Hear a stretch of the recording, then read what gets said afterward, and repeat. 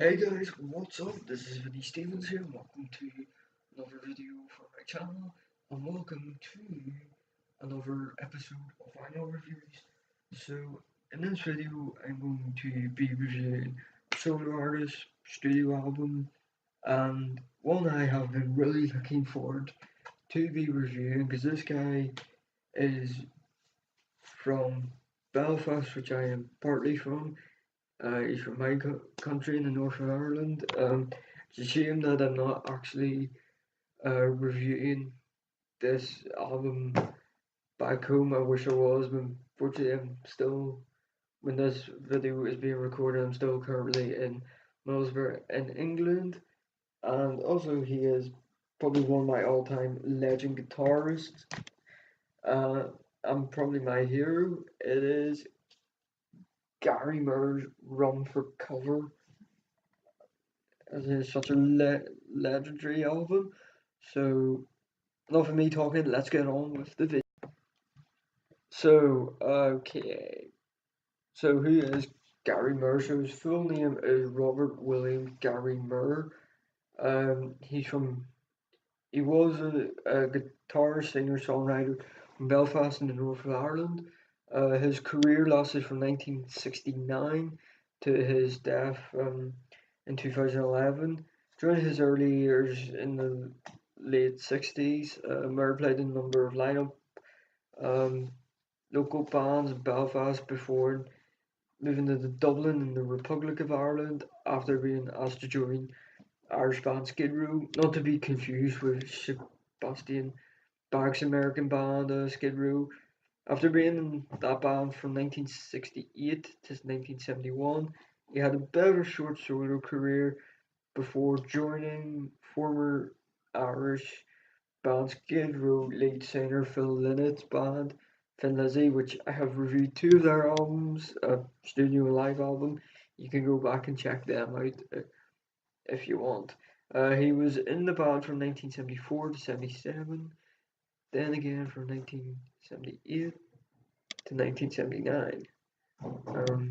He later joined a British band called Cozillion, if I said that right, too. Then moving on to his actual solo career, which was split between the genres of heavy metal from 1979 to 1989, and then blues from 1990 till I think 2011. Not too sure. Moore has shared the stage with such blues and rock musicians as B.B. King, um, which these guys I don't even know by the way. Albert King, John Mayer, Jack Bruce, Ginger Baker, Albert Collins, George Harrison, and Greg Lake. Now on to the background. So, background of this album. So as I said before, this album was recorded and released during Gary Moore's heavy metal years. This was from 1979 to 1989.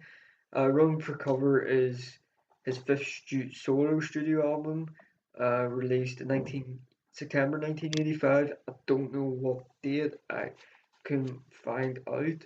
Um, and this is often considered as his breakthrough album. The album includes top five singles Out of Fields and recorded version of Empty Rooms, originally from Moore's previous album to this, Victims of the Future, which became one of Moore's biggest solo successes, which reached number 23 on the UK charts. The album features many of Moore's musical friends, including Deep Purple's bassist and vocalist Glenn Hughes, Paul Thompson of Roxy Music, and Phil Lynott, obviously from Thin Lizzy. Lynott and Moore traded lead vocals on Out in the Fields, whilst Lynott sings alone on Military Man and the Old Grand Slam track. Out in the Fields is about the turmoil of the native Ireland, um, which I where I'm from.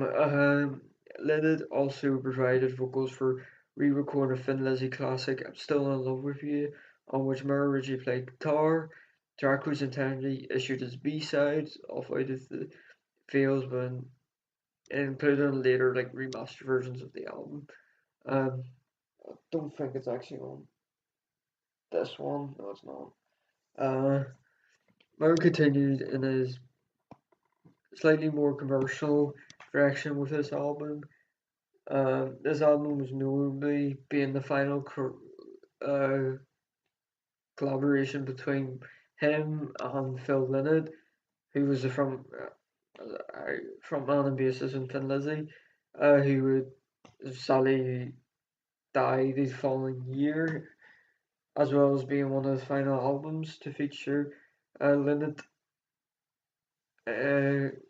Uh, also to be feature him as well being released in his light and Phil in his lifetime.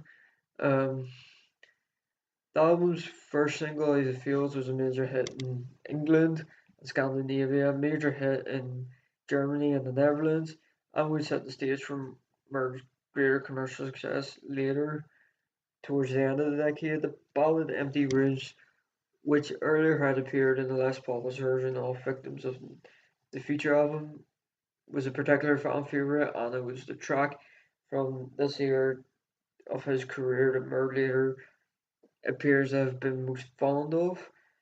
So this album was recorded in Marcus Music in Stockholm, Sweden, Empire Studios, Sternbone East Studios, Westside Studios, and Air Studios, all in London, England, UK. It was produced by Andy Johns, Gary Moore himself, Peter Collins, Bree Hill, Mike Stone. The singles from this album included "Out of the Fields," released in May 1985, "Empty Rooms," released in July 1985.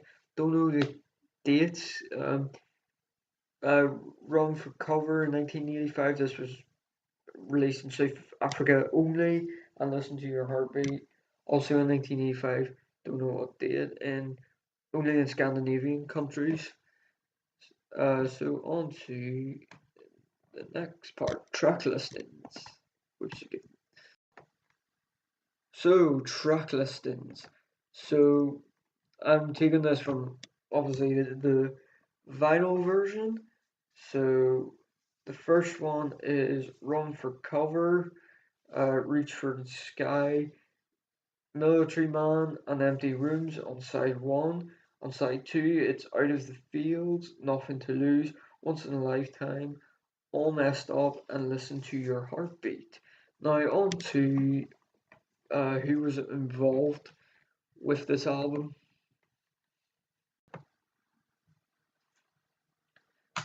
So who was involved with this album? So obviously this is a Gary Moore solo album. He played guitar, lead vocals on tracks 1, 4, 6, 8, and 10, backing vocals, and he was the producer on tracks 3 and 11 and 13.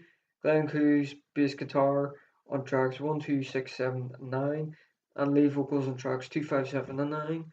Phil Lynott on bass guitar on tracks 3, 5, 11, 13. Lead vocals on tracks 3 and 11. Co-lead vocals on tracks 5 and 12. And backing vocals on track 7. Andy Richards was keyboard on tracks 1, 6, 8, and 10. He was also keyboardist on track 5, 7, 8, 10, 13, and was backing vocals on tracks 1, 4, 7, 8, 10, 13. Don Ray was other keyboardist, um, played on tracks 3 and 6. Bob Daisley was bass guitar on track 8. Gary Ferguson was drums on tracks 1, 8, and 9. Chris Morgan was drums and electric drums on tracks 2, 3, and 6. Paul Thompson was drum tracks on 5 and 7, 11, 13. And James Burton, also known as Jimbo, on simple drums on track 4. Now on to production.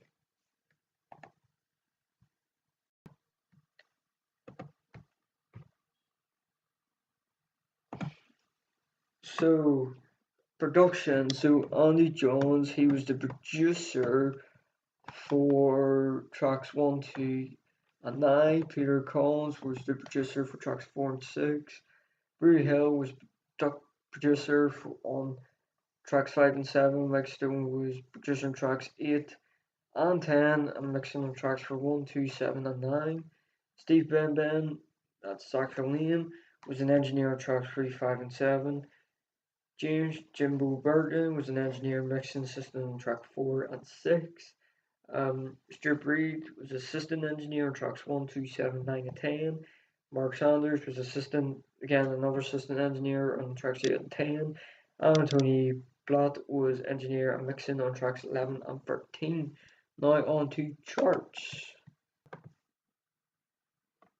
So charts. So the album. So this was in 19. All these were in 1985. On the Sweden album charts, it peaked at number 6. Norwegian charts number 7. Finnish albums charts number 10. UK album charts number 12. New Zealand's album charts. Well, these are all just album charts at number 23. German charts 27. Dutch charts 47. Australian albums charts number 73. 1986 on the US Billboard 200 it reached number 146.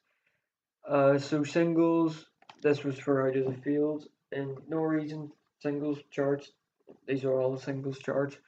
Number 2, same with the Swedish charts. The Irish singles charts reached number 3. UK singles charts number 5. German singles charts number 14.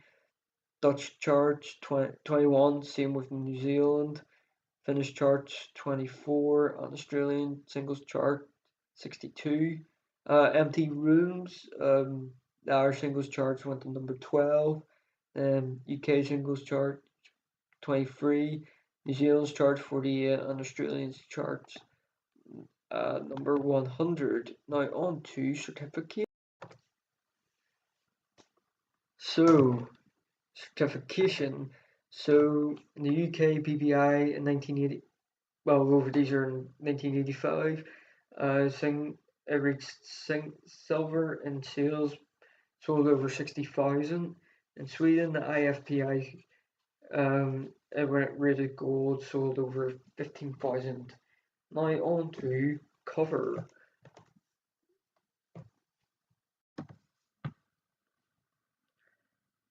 So cover. Now I do apologise. This one, both front and back of it is a bit ripped. So do apologise. I will show you a kind of a photo of it front and back without it being ripped at the end. But anyway, here is the cover. So I'm written everything down in the script, but anyway, so the front is the color is kind of a black on the sides and kind of brown in the middle, with kind of a grey light on Gary mirror. He looks like he's up against the wall. You can see his shadow in the background. He's holding a guitar on his right hand. He's holding it tight around the guitar neck. Where that rip is, where his left hand is, I believe he is playing a pick. So up in the like kind of near top right corner, you've got Gary Moore in caps in bold and white, and then we thin blue line underneath.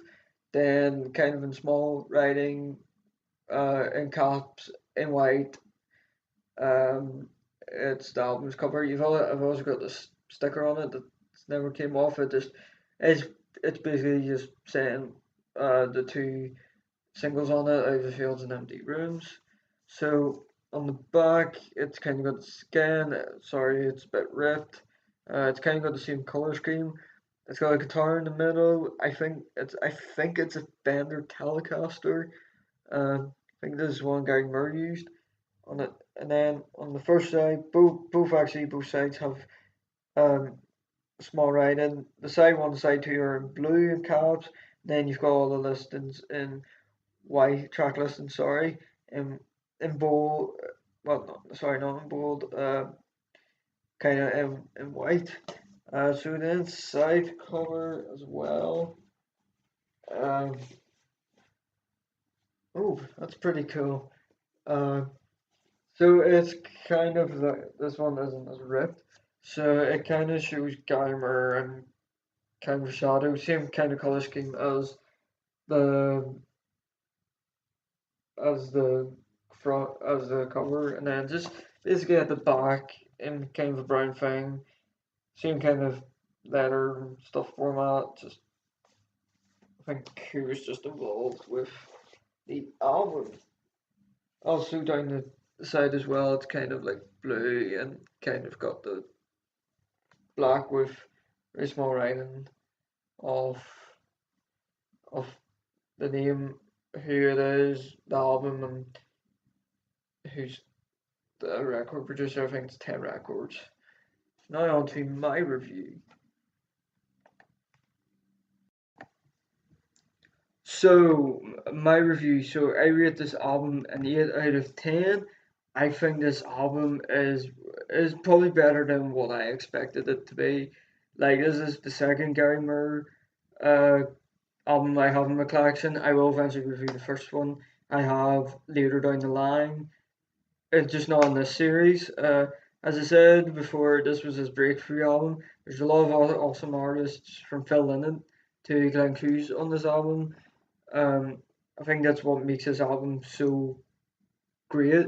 The songs on it are amazing, and Gary Moore's guitar playing is just unreal. Uh, I've grown love a lot of these songs from this album. When I first actually got this album, I didn't tend to listen to any of these songs. I first got into Gary Moore just randomly one day listening to just a bunch of random songs. Decided to give it a listen. I mostly got into his metal stuff first, then kind of his blues stuff later down the line, and which has been pretty much I think nearly a year now since I've been listening to stuff. After listening to this album, it just got me a lot more into his stuff, and I do kind of want to have a bit, like Queen, have a bit of and also Thin Lizzy as well, have a bit of a kind of a own separate collection within my vinyl collection of his stuff. I got this album at the start of this year when I was home back in North of Ireland for a break at a place called Tunes where I've previously got vinyls from in my hometown. This is it was originally 1985 vinyl. I paid a wee bit more. It was in the £7 used box. That's how much I paid for it, by the way. I think I got a wee bit off it because of the cover being damaged. I brought it back over here. I think it was about a week later. I get a listen the moment I actually got back into this room. And as I said before, I didn't expect this album to be that good. I think now Gary Moore as a bit of a guitarist, mind you, I haven't played the guitar in a while because I do live in students' halls at uni and people downstairs, upstairs, across the way, over there, like next door can hear me play. I've had a few complaints about it. Um, but I try and do it when not a lot of people are about. He's kind of grown a bit of an influence on me. I've tried to play some of his songs on the guitar, both kind of metal and his blues stuff. And yeah, like he's from Belfast, where I partly grew up, and yeah, I like he is. I do like his music. I think it would be a bit of as a bit of a metalhead. I think it would be a bit of a disgrace being from the north of Ireland, the island of Ireland, and not liking Gary Moore's stuff. But all in all, I have grown to love this album, and it's a brilliant album. Probably one of the best solo albums I have in my collection, and I think it would be up there in my collection as well. So I'm gonna wrap this video up. So yeah. So guys, hope you enjoyed this video. Don't forget to like and subscribe to this channel and hit the instant notifications wherever it is in the description below to get notified when I put a video up on this channel. So this video kind of put a wee bit more into the script, also went a bit off script as well because I kind of wanted to put a wee bit more into this than I did in the last video. I'm aiming to try and wrap up this kind of bit of short series before I head home for a bit of a break. I've got a bit of an announcement, but I'm going to hold it off until the next video until I can finalize it. So yeah, so the next final review will be sticking to the Ireland of Ireland. I have actually reviewed some of their albums before. This one is also one I've been really looking forward to reviewing as well. Also, I have seen them live at U2, but I'm not going to give the album away. You probably may guess what it is. But yeah, so I guess see ya.